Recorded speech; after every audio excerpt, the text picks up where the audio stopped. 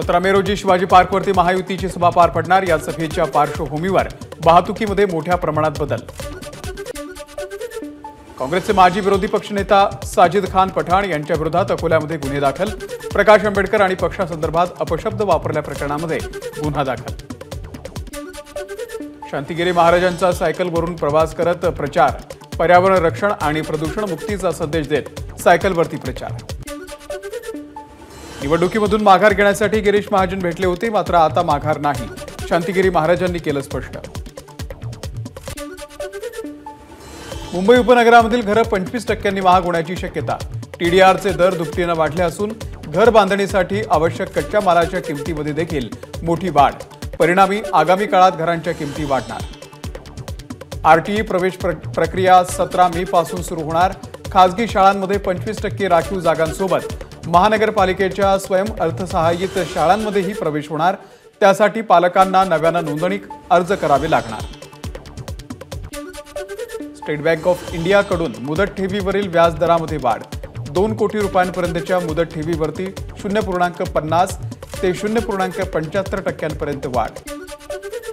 पंतप्रधान नरेंद्र मोदी यांच्या आज उत्तर प्रदेशमध्ये 4 प्रचार रॅली। आजमगड, जौनपूर, भदोही आणि प्रतापगडमध्ये मोदी करणार प्रचार। कॉमेडियन श्याम रंगीलाचा उमेदवारी अर्ज रद्द। पंतप्रधान मोदींच्या समोर लढू शकणार नाही। हिमाचलमधील मंडी लोकसभेच्या भाजपच्या उमेदवार कंगना रनौतकडे 6 कोटींचं सोनं, 60 किलो चांदी आणि 3 कोटींचे हिरे। कंगनाची एकूण संपत्ती 91 कोटी 50 लाख रुपये। इंडिया आघाडीचं सरकार केंद्रामध्ये स्थापन होणार असेल तर तृणमूल काँग्रेस बाहेरून पाठिंबा देण्यास तयार। तृणमूल काँग्रेसच्या ममता बॅनर्जी यांची मोठी घोषणा। सीएए कायद्यानुसार पहिल्या 14 जणांना भारतीय नागरिकत्व अर्जासंदर्भातली ऑनलाईन प्रक्रिया पूर्ण केल्यानंतर गृहसचिव अजय कुमार भल्ला यांच्याकडून 14 जणांना नागरिकत्व प्रमाणपत्राचं वाटप।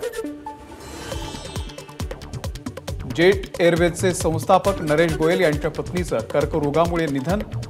आजारी पत्नीसोबत राहण्यासाठी नरेश गोयल यांनी जामिनासाठी अर्ज केला होता, त्यामुळे त्यांना सशर्त जामीन देण्यात आलेला होता। स्लोवाकियाचे पंतप्रधान रॉबर्ट फिको गोळीबारामध्ये गंभीर जखमी। एक गोळी पोटाला लागून फिको गंभीर जखमी झाल्याची माहिती। आमचं सरकार युक्रेनच्या मुद्द्यावरती चर्चेसाठी तयार। रशियाचे राष्ट्राध्यक्ष व्लादिमीर पुतीन यांचं वक्तव्य। यंदा अमेरिकेमध्ये पसरलेल्या डेंग्यूच्या साथीवरती WHO कडून डेंग्यूवरील दुसऱ्या लसीला मान्यता।